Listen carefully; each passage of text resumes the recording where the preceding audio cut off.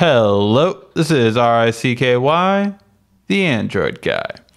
Hey guys, today I'm bringing you the best keyboard on Android and iOS, which is called Swiftkey. Swiftkey is by far the best keyboard out on both OSs, and it's been hailed by many to be the best keyboard, period, in terms of touchscreen. So if you're on BlackBerry, Windows, Android, or iOS, it is considered to be the top. Why? Well, it takes everything that every other keyboard has and puts it into one.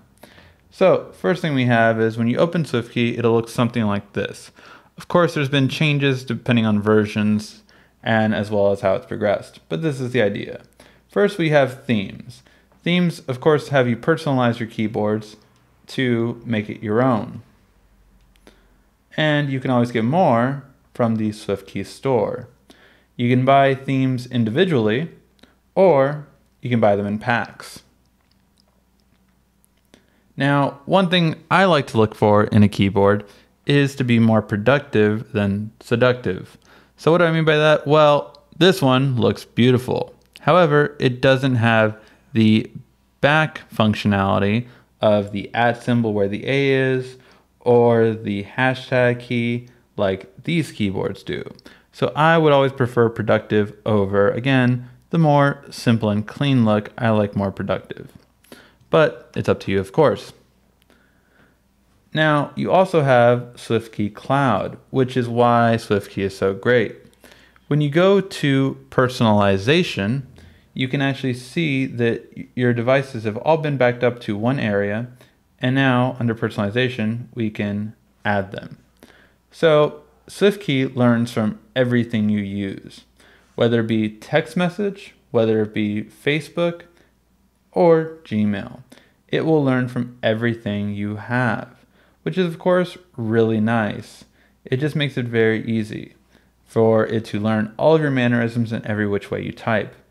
As you can see, it will also learn from Google+, Twitter, Evernote, Yahoo, and RSS feeds.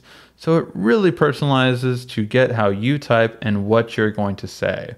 And really, it does this better than anything else I've ever seen. Now, the other important thing of Swiftkey is how everything works. So you do, of course, have pretty much every language available, and they update periodically so that you make sure you stay up to date. The second thing is the layout. Now, here is where Swiftkey really sets itself apart. For one, you have a separate number row, which is really great. You also have your number pad either on the left or right side, so you can actually choose where it is. You can have enter long press access, gives you access to all your emojis. And you have arrow keys at the bottom, which again brings a really nice feel, which I'll show you in a little bit. You also have things like sound and vibration, so you can have a sound press or a vibration and how long the vibration is. If you are a fan of swipe, flow will be exactly what you like. It allows you to just flow across your keyboard and type very seamlessly. Also, another advantage is from advanced.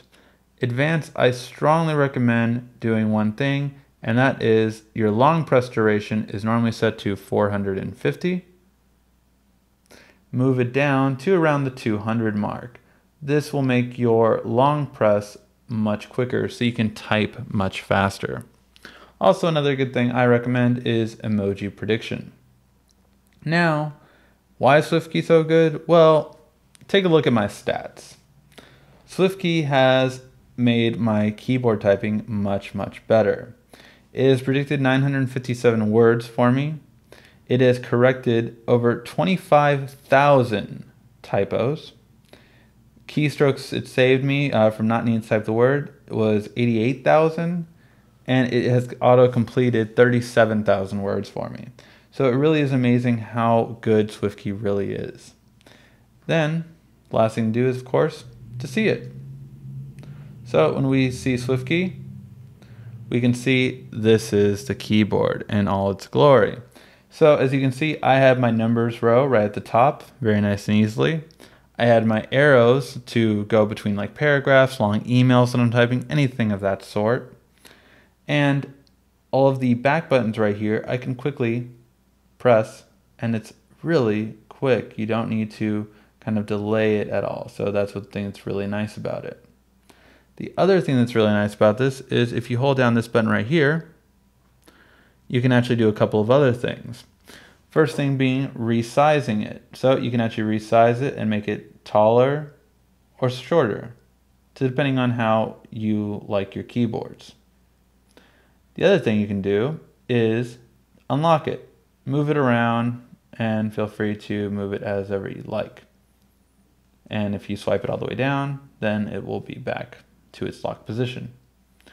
And finally, you have things like split for thumbs, so you can type between, and of course this will look much better on landscape.